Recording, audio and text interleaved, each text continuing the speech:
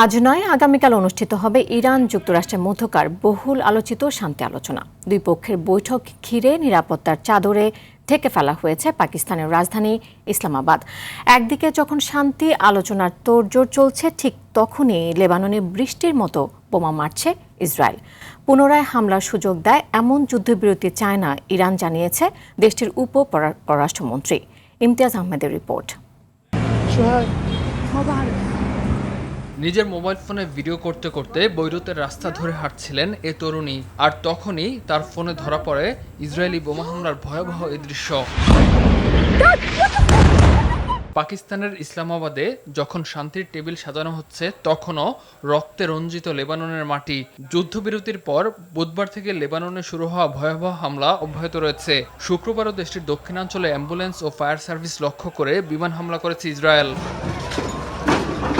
Israeli বাহিনীর দাবি, Hezbollah এসব অ্যাম্বুলেন্সকে সামরিক কাজে ব্যবহার করছে। তবে এই অভিযোগের পক্ষে এ পর্যন্ত কোনো সুনির্দিষ্ট প্রমাণ উপস্থাপন করতে পারেনি তারা। এমন পরিস্থিতিতে লেবাননের পক্ষে কঠোর অবস্থান নিয়েছে ইরান।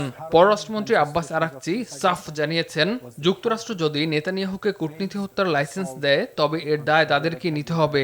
দেশটির রাজনৈতিক বিষয়ক উপপররাষ্ট্রমন্ত্রী জানিয়েছেন, তেহরান এমন কোনো যুদ্ধবিরতি বা শান্তি চুক্তিতে আগ্রহী নয় যা ভবিষ্যতে শত্রুদের পুনরায় আক্রমণ করার সুযোগ করে দিবে। কেবল স্থলভাগেই নয়, উত্তাপ ছড়িয়েছে সমুদ্রপথেও। হরমুজ প্রণালীতে সিলেক্টিভ স্ট্র্যাটেজি বা নতুন এক শাসন ব্যবস্থার কথা জানিয়েছে ইরান। নতুন ম্যাপ অনুযায়ী বন্ধুপ্রতিম দেশের জাহাজ অবাধে চলাচলের সুযোগ পাবে। শত্রুপক্ষকে গুনতে হবে ট্যারিফ বা পড়তে হবে নিষেধাজ্ঞায়। এদিকে ইসরায়েলি প্রধানমন্ত্রী বেনিয়ামিন নেতানিয়াহু লেবাননের সঙ্গে সরাসরি আলোচনার কথা বললেও উল্টো সুর প্রতিরক্ষা মন্ত্রীর কণ্ঠে। ইসরায়েলি সংবাদ মাধ্যম বলছে, যুদ্ধ থামানোর কোনো পরিকল্পনাই নেই প্রতিরক্ষা দপ্তরের।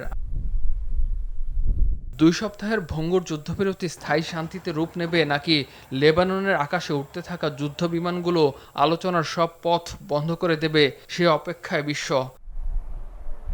ইমতিয়াজ আহমেদ, RTV।